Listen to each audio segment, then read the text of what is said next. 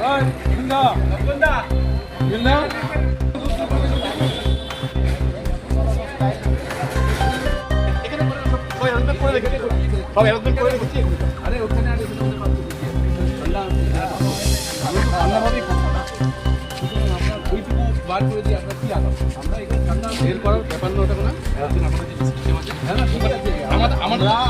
তো ওজনে আছি তো আপনারা সুস্থ হয়ে যেন করেন বলেন আবার ওখানে আমরা তো বলি না যে ওনার ঘরে আমরা কি বলছি এখানে করেন আপনারা গেটটার সামনে করেন না আমরাও তো বলছি না গেটটার সামনে বলছি না যে ওই বারান্দায় গিয়ে করব এখানে করেন আমরা তো এখানেই আছি আমরাও তো বলছি না আমরা বলছি তো এখানে আমরা তো এখানে করছি আরে প্রবলেম নেই আরে দাদা শুনেন দাদা শুনেন আজকে যদি টিএমসি এটা করতে আসলো তাহলে আপনি প্রথমেই ফুলের তোড়া দিয়ে নিয়ে যাচ্ছেন ঠিক আছে আপনাদের সবাই করে দিয়েছি আরে এখানে বসেন কোনো অসুবিধা নেই এখানে আসুন আসুন আমাদেরকে বার করে দিবেন এখানে আসুন এখানে আসুন এখানে তো আমরা বুঝলাম শুধু আমাদের সাথে শুধু আমাদের সাথে এখানে করেন আপনি আছেন না এখানে একটা গেট আছে চলে যাবে আপনি কি করতে সেটা বলেন আপনাদের ঘরেও তো ছিলাম না আমরা এখানে ছিলাম ওখানে একটা প্রবলেম ছিল আজকে যারা চাকরি হারা হয়েছে তাদের কথা ভাবেন যোগ্য আর অযোগ্য এই প্রশ্ন আসবে কেন আমরা আইনের ছাত্র নই তবু আমাদের মনে হয়েছে অযোগ্য হলে প্রথমেই কেন তারা এই চাকরিতে সুযোগ পেল আজকে আমরা দেখতে পাচ্ছি অযোগ্য যারা তাদেরকে আলাদা করবার জন্য যোগ্য প্রার্থীদেরও চাকরি চলে গেছে আজকে যেই ছেলেটি কপালে দইয়ের ফোঁটা দিয়ে বাবা মাকে প্রণাম করে চাকরি পেয়েছিল সে 2 নাম্বারই করেনি সে কোনো 2 নাম্বারই রাস্তায় যায়নি সে স্বচ্ছ পথে চাকরি পেয়েছিল সংসার করেছে 19 সাল থেকে 25 সাল পর্যন্ত কারোর বাড়িতে বৃদ্ধ বাবা মা রয়েছে কারোর বাড়িতে নতুন বিবাহিত করে ছোট সন্তান হয়েছে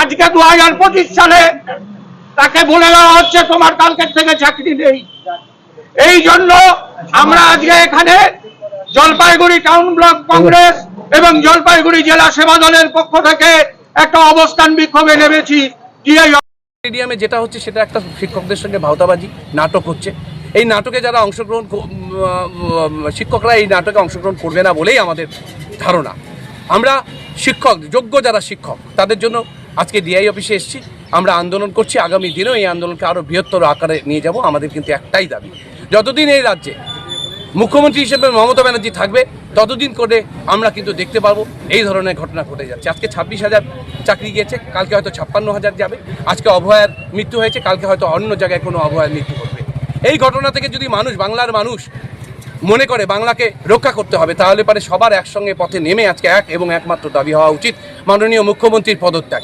মাননীয় মুখ্যমন্ত্রীকে ওই পদে বসিয়ে রেখে বাংলা যে আর এগোবে না তা অন্ততপক্ষে বাংলার মানুষ বুঝতে পেরেছে আজকে মুখ্যমন্ত্রী একটু আগে ঘোষণা করেছেন প্রসেসিং এর মাধ্যমে 2 বছরের মধ্যে চাকরি করে দেওয়া হবে না উনি কি প্রসেসিং করবেন এই প্রসেসিংটার ব্যাপারটা আপনাদের একটু বুঝতে হবে এই প্রসেসিংটা হচ্ছে আবার তো যারা গেছে ইন্ডোর স্টেডিয়ামে তারা জেলায় ফিরে আসবে ব্লকে ফিরে আসবে প্রত্যেক ব্লকে তাদের নেতারা রয়েছে এবং সেই ব্লকের নেতারা সবাই চোর এই নেতারা তাদেরকে ট্র্যাপ করবে তাদেরকে বলবে মুখ্যমন্ত্রী তোমাদের জন্য লড়াই করছে 1 লাখ বের করো 1.5 লাখ বের করো 3 লাখ বের করো আবার একটা নতুন করে চোদ্জবৃত্তির যে একটা স্ক্যাম সেই স্ক্যামের জন্ম হলো আজকে নেতাজি ইন্ডোর স্টেডিয়াম থেকে আপনাদের মাধ্যমে যারা সেই প্রকৃত যোগ্য শিক্ষক তাদের কাছে বলবো যে আপনাদের কিন্তু আবার একটা নতুন করে ট্র্যাপে ফেললেন মুখ্যমন্ত্রী এবং তার ভাইরা যে ব্লকে রয়েছেন তাদেরকে আবার রোজগারের একটা ব্যবস্থা করে দিলেন এই ট্র্যাপে পা দিবেন কি দেবেন না সেটা আপনাদের ব্যাপার কিন্তু আমরা যেভাবে আপনাদের জন্য রাজপথে আসি আপনাদেরও কিন্তু রাজপথে আমাদের সঙ্গে থাকতে হবে আপনারা সবাই মিলে কিন্তু এই বাংলাকে কুলুষিত মুক্ত করতে চাই শিক্ষাঙ্গনকে আমরা যে অন্ধকার নেমে এসেছে সেখান থেকে মুক্ত করতে চাই এবং সর্বোপরি এই বাংলা থেকে যে মুখ্যমন্ত্রীর অভিশাপ মানে মুখ্যমন্ত্রীর মাধ্যমে যে বাংলার বুকে অভিশাপ নেমে এসেছে তা মুখ্যমন্ত্রী পদত্যাগের মধ্য দিয়ে দাবি সম্পূর্ণ করে আমরা বাংলাকে কিন্তু আবার পুরনো বাংলায় ফিরিয়ে আনতে চাই আমি ধূপগুড়ি হাই স্কুলে কর্মরত ছিলাম দীর্ঘ 6 বছর ধূপগুড়ি হাই স্কুলে আমি 2012 সালে কলেজ পাস আউট তার পরবর্তীতে আমাদের কোনো পরীক্ষা নেওয়া হয় নাই আমাদের নিয়োগ হচ্ছে 2019-এ 16 সালে আমাদের পরীক্ষা হয়েছে দীর্ঘ আইনি লড়াইয়ের পরে এবং দীর্ঘ আন্দোলনের পরে আমরা 2019 এসে চাকরি পাই এবং প্রত্যেকটা বিভিন্ন স্টেজ যেগুলো থাকে পরীক্ষা নেওয়ার সেগুলোতে আমি নির্বাচিত হয়েছি লিখিত পরীক্ষা ইন্টারভিউ তারপরে আরো অনেক রকম স্টেপের মাধ্যমে আমরা নিয়োগ হচ্ছি। আমাদের কাছে সমস্ত তার প্রমাণ আছে, আমাদের কাছে এমনকি সিবিআইও আমাদেরকে অযোগ্য বা যোগ্যদের লিস্টের মধ্যে আমাদেরকে বিভাজন করে দিচ্ছে। সেখানে বিচার ব্যবস্থায় একটু রায় দিলেন বিচারক যে আমাদের চাকরিটা আজকে চলে যাবে। আজকে তো নেতাজি ইন্ডোর স্টেডিয়ামে আমি গেলাম না, এটাই যে মুখ্যমন্ত্রীর উপরে আমরা কোনো বিশ্বাস রাখি নাই। আগেও আমরা এর বিরুদ্ধে আন্দোলন করছিলাম, সেখানে আমাদেরকে মুখ্যমন্ত্রী কোনো আপোষ করতে চাননি, আমাদের সঙ্গে কথা বলতে আসেননি। আজকে কি এমন হলো যে তিনি কান দিকে আসলেন? যখন হাইকোর্টে রায় দেওয়া হলো, হাইকোর্টে রায় দিয়ে আমরা সুপ্রিম কোর্ট অব্দি গেলাম, তখন আমাদেরকে শুধুমাত্র আশ্বাসবাণী দিয়েছিলেন এবং তারা যোগ্য অযোগ্য লিস্ট আলাদা করে প্রথম দিকে দেন নাই। পরবর্তীতে যখন দিলেন তখন বিচারক সেটা শুনলেন না বা সেটার দিকে কোনো পাত্তা দিলেন না।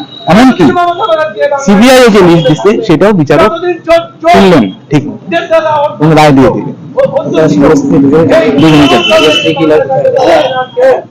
অরুণিমা দে হলদিবাড়ি গার্লসে স্বামী স্ত্রী দুজনেরই চাকরি গেল আপাতত, সেক্ষেত্রে কি মনে হচ্ছে আপনার মানসিকতা কি বলে? মানসিকভাবে আমরা ভেঙে পড়ছি খুবই। আমরা এখন মুখ্যমন্ত্রীর উপর কোনো আশ্বাসই আমরা ভুলতে রাজি না। আমরা এখন শুধু চাই আমাদের পুনর্নিয়োগ করা হোক বা কোনোভাবে আমাদের চাকরিটা আবার পুনর্বহাল করা হোক। আমরা পুনরায় পরীক্ষা দিতে চাচ্ছি না, কারণ তখনই যে কোনো দুর্নীতি হবে না সেটা গ্যারান্টি তিনি দিতে পারছেন।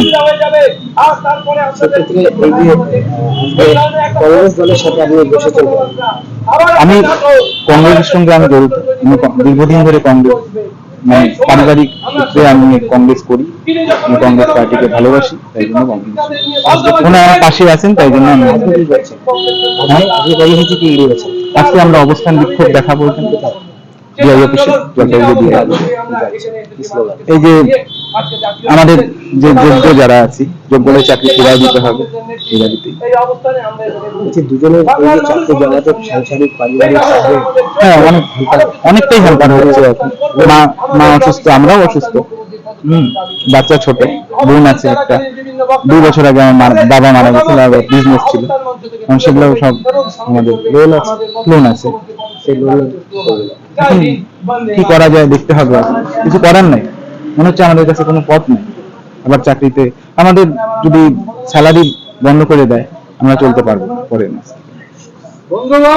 সেক্ষেত্রে তো অসুবিধা হ্যাঁ, অনেক অসুবিধা চলছে।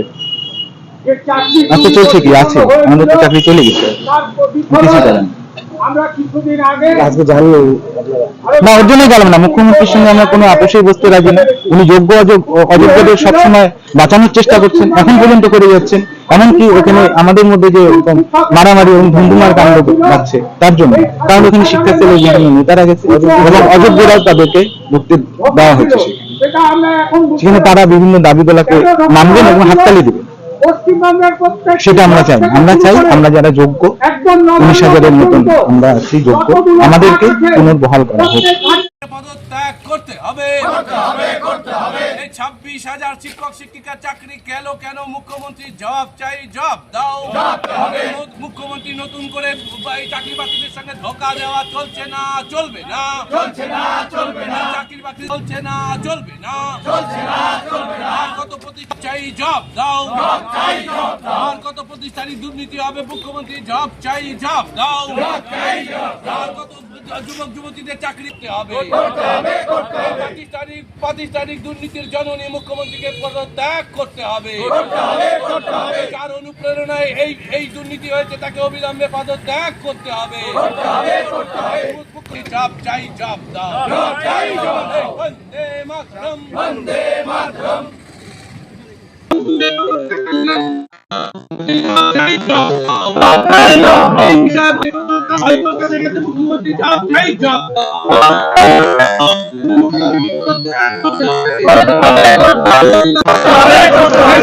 সঙ্গে এই সরকার চলছে না, চলবে না।